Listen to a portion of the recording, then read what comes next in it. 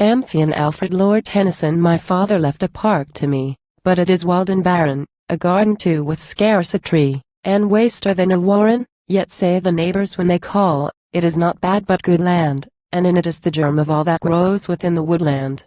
Oh, had I lived when song was great in days of old Amphion, and ta'en my fiddle to the gate, nor cared for seed or scion.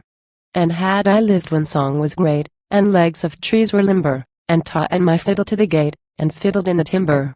'Tis said he had a tuneful tongue, such happy intonation, wherever he sat down and sung he left a small plantation. Wherever in a lonely grove he set up his forlorn pipes, the gouty oak began to move, and flounder into hornpipes. The mountain stirred its bushy crown, and, as tradition teaches, young ashes pirouetted down coquetting with young beeches. And bryony vine and ivy wreath ran forward to his rhyming, and from the valleys underneath came little copses climbing. The linden broke her ranks and rent the woodbine wreaths that bind her, and down the middle, buzz. She went with all her bees behind her, the poplars, in long order due, with cypress promenaded, the shockhead willows two and two by rivers gallopaded. Came wet-shod alder from the wave, came yews, a dismal coterie. Each plucked his 1 foot from the grave, poussetting with a slow tree. Old elms came breaking from the vine streamed out to follow, and, sweating rosin, plumbed the pine from many a cloudy hollow. And wasn't it a sight to see, when, ere his song was ended, like some great landslip, tree by tree, the countryside descended. And shepherds from the mountain eaves looked down, half pleased, half frightened, as dashed about the drunken leaves the random sunshine lightened. Oh, nature first was fresh to men, and one and without measure.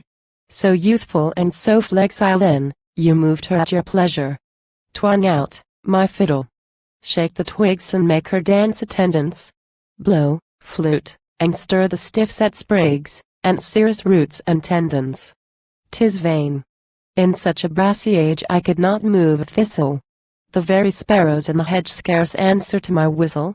Or at the most, when 3 parts sick with strumming and with scraping, a jackass he hauls from the rick, the passive oxen gaping. But what is that I hear? A sound like sleepy counsel pleading. O Lord! Dash 'Tis in my neighbor's ground, the modern muses reading. They're at botanic treatises, and works on gardening throw there, and methods of transplanting trees, to look as if they grew there. The withered misses. How they prose o'er books of travelled seamen, and show you slips of all that grows from England to Van Diemen. They read in arbors clipped and cut, and alleys, faded places, by squares of tropic summers shut and warmed in crystal cases. But these, though fed with careful dirt, are neither green nor sappy.